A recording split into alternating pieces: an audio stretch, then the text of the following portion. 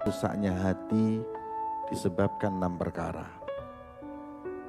Hati itu kalau sudah rusak, tidak akan pernah menerima kebaikan, tidak akan bisa diingatkan, dan tidak bisa mendapatkan guyuran rahmat Allah. Karena setiap manusia diberi wadah. Wadah itu tempat turunnya rahmat, tempat turunnya faidat, huyudat, curahan rahmat, dan lain-lain.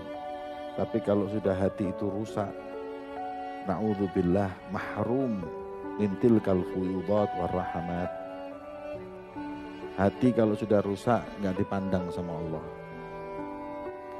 Maka itu beliau mengingatkan, dan rusaknya hati itu bisa jadi karena 6 hal. Yang pertama, yudhnibun birojai taubah, berbuat maksiat sambil dia itu mengentengkan Allah, nanti juga kalau taubat dikabulkan. Dia bermaksiat gak dengan rasa takut, malah justru dengan rasa santai. Yang seperti ini membuat hati orang itu rusak. Karena apa? Dengan roja taubah, dengan mengentengkan, dengan tahawun itu, dia akan mengulang-ulangi dan akan merusak hatinya. Innal abda, sesungguhnya hamba itu idza adznaba dzamban, kalau sudah berbuat dosa, nakata fi qalbihi nuqtata sauda, akan tertitik dalam hatinya titik hitam. Itu kalau banyak semua hatinya hitam, rusak. Makanya harus taubat, istighfar agar titik itu hilang. Dan kalau orang dosa biasa aja sudah ngotorin hati, apalagi dosa yang dibarengi dengan roja taubah. Gampang. Maksiat sebentar, habis gitu taubat diterima oleh Allah. Ini yang membuat hatinya justru semakin rusak. Maka itu orang berbuat dosa tapi dibarengi dengan rasa takut, khawatir kalau dia itu nanti gak diterima taubatnya oleh Allah, itu lebih afdal daripada yang mengentengkan. Itu yang pertama. Yang kedua, wa yata'allamuna al-ilma wa la ya'maluna bihi. Ini buat ente orang. Kalian kalau nuntut ilmu tapi gak ada niat mengamalkannya, gak justru ilmu itu membuat kalian menjadi orang baik, malah membuat kalian mempunyai hati yang rusak. Karena apa? Kita nggak ngamalkan ilmu yang kita tuntut. Dari awal ilmu yang kita tuntut harus kita niat untuk kita amalkan. Pertama diri kita. Kalau sudah nggak ada niat mengamalkan ilmu, malah justru menjadi sebab fasadul qalb. Rusaknya hati adalah orang nuntut ilmu tapi nggak ngamalin. Sebagaimana Nabi SAW, beliau mengingatkan kepada kita, man yazdada ilman walam yazdad huda lam yazdad minallahi illa bu'da. Orang tambah ilmunya tapi enggak bertambah amalnya, niscaya enggak bertambah di sisi Allah kecuali bertambah jauh. Ya. Kenapa kok tambah jauh? Ya kan sudah dikatakan. Apa? Ab'ad nas. Ab'ad qulubin nas ilallah, ini siapa? Qulbun qasi, orang yang hatinya kotor, hatinya rusak. Ini kan disebutkan, orang yang paling jauh adalah orang yang punya ilmu tapi gak ngamalin ilmu. Ini orang yang paling jauh dari Allah Subhanahu wa ta'ala. Makanya kalian nuntut ilmu harus niat untuk mengamalkan. Fa'amal walau bil usyri kazakati, walaupun 10% minimal, supaya kalian keluar dari kegelapannya kehidupan ini menuju cahaya yang terang benderang. Kalau enggak, rusak hati. Makanya enggak sedikit orang tambah ilmunya tambah kurang ajarnya sama Allah. Enggak sedikit orang punya ilmu tambah enggak punya akhlak, tambah enggak punya kesopan.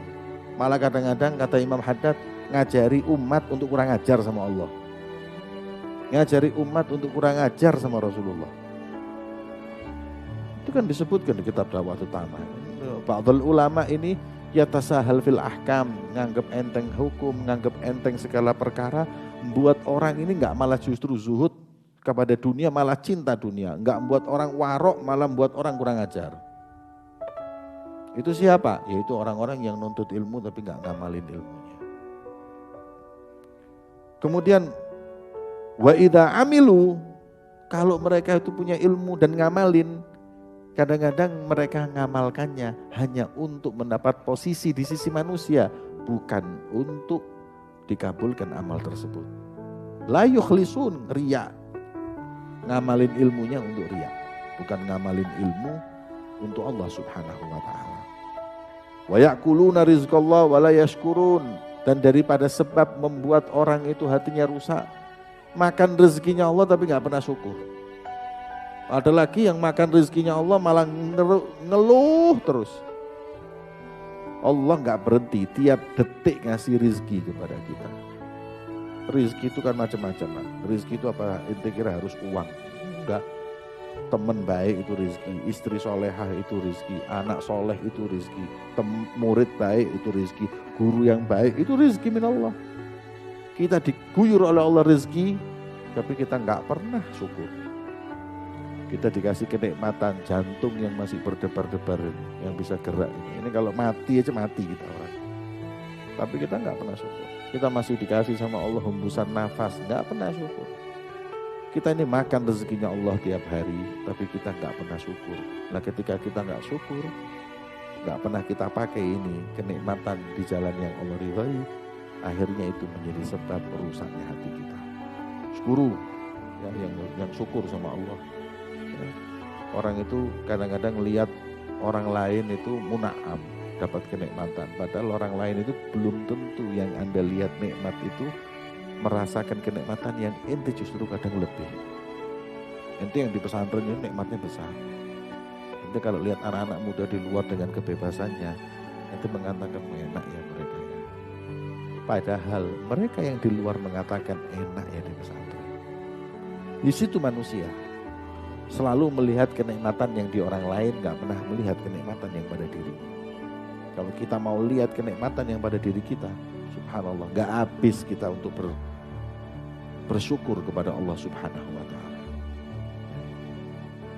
Jangan tergiur. Ada orang ente lihat, ya Allah nikmatnya jadi orang ini. Dalam hatinya dia lagi tersiksa dan mengatakan enak ya jadi orang ini. Ya, cuman Allah tutup itu supaya kita itu belajar bersyukur benar-benar. Makanya syukuri semua kenikmatan yang Allah berikan kepada kita, kita syukuri. Agar insya Allah hati kita itu bersih, gak rusak. Kemudian wala yardhauna qismatallah. Orang hatinya rusak itu adalah orang yang gak ridho dengan pembagiannya Allah. Orang yang gak ridho dengan pembagiannya Allah. Ini semua ini sudah ada bagiannya.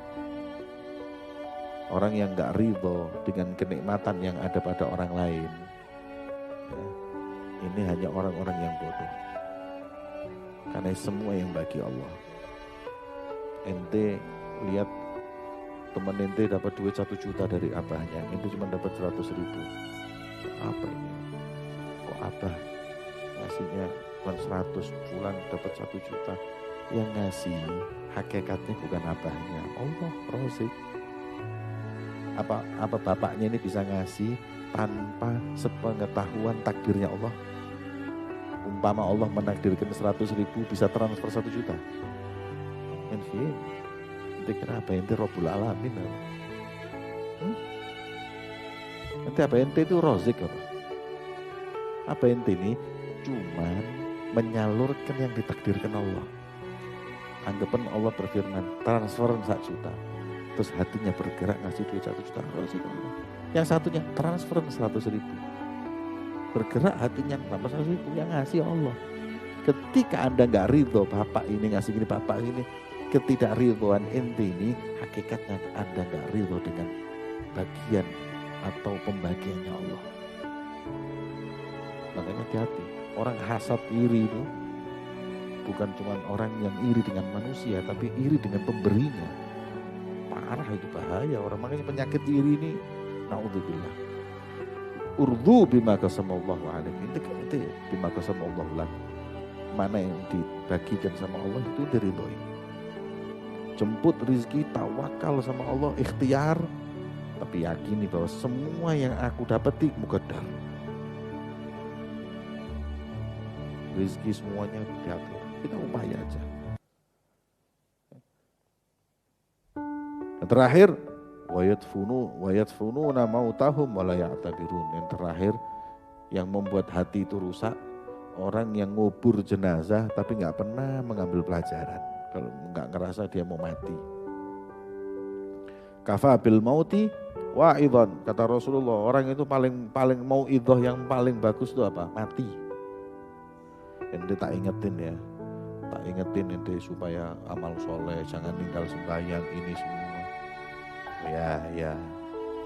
Tapi begitu ente tak bawa tek, kakak ente meninggal, kelihatan jenazahnya mati. Takut ente besok sholat selalu. Makanya banyak orang yang mati suaminya, mati istrinya, mati bapaknya, langsung sedekah, langsung ini semua. Ketika mati itu sudah mengingatkan dia semakin. Tapi kalau sudah orang menghadapi kematian orang lain, tapi masih nggak tergerak hatinya untuk berbuat soleh, waduh mati dua-dua. Sudah parah itu. Parah betul. Ada orang main remi di kuburan, waduh ini hatinya sudah jebol itu. Orang lihat kuburan takut, ini malah main remi di kuburan. Nah, pernah lihat sendiri. Wah, main reminya pakai duit lagi. Kumar, judi di kuburan. Mainnya di atasnya kuburan loh. Jadi duduk 1, 2, 3 tengahnya kuburan. Main remi. Wah, pakai uang. Wah, ada homernya lagi. Pernah lihat sendiri saya bingung terus apa nasihati orang ini. Mau ente kasih nasihat apa? Wong Rasul sudah mengatakan kafa bil mauti wa'idhan. Cukup sudah, paling afdolnya mau itu lihat mati. Saya kenal satu orang kaya, nakal, maksiat semua dilakukan. Tapi begitu bapaknya mati, sebentar lagi saudara pamannya, dan dalam waktu setahun 3 orang mati, berubah, ngerem 100%. Berhenti minum, berhenti perempuan, berhenti zina, berhenti semuanya berhenti. Kenapa? Gara-gara melihat saudaranya meninggal, bapaknya meninggal, ketakutan. Ini alhamdulillah masih mending ini. Makanya kata beliau yang merusak hati itu ngubur jenazah, tapi tidak ngambil pelajaran sama sekali. Kayak seakan-akan dia ini hidup selama-lamanya. Ini penyakit namanya tulul amal. Makanya hati-hati. Orang kalau sudah lihat orang mati, makanya sunnahnya kita ini ngubur jenazah. Sering-sering ada orang mati datangi ngubur, ambil pelajaran. Kalau perlu mandiin jenazah, semua belajar lihat ini orang mati depan kita orang. Wis tak apa-apa ini. Mana kekayaannya, mana jabatannya, mana semuanya, tidak ada, semut sudah. Unti walik rono, walik rene, sekut sudah mati. Terus ente masukkan ke kuburan. Segitu tempatnya, pas ente masuk, ente turun ke bawah, ente lihat, ente bakal seperti itu habis itu. Pasti orang yang punya iman sama Allah takut. Nafsunya kepada dunia akan berkurang. Syahwatnya kepada dunia akan berkurang, pasti. Tapi kalau seperti itu masih nggak berubah, ya sudah rusak hati. Ya, wallahu a'lam bishawab.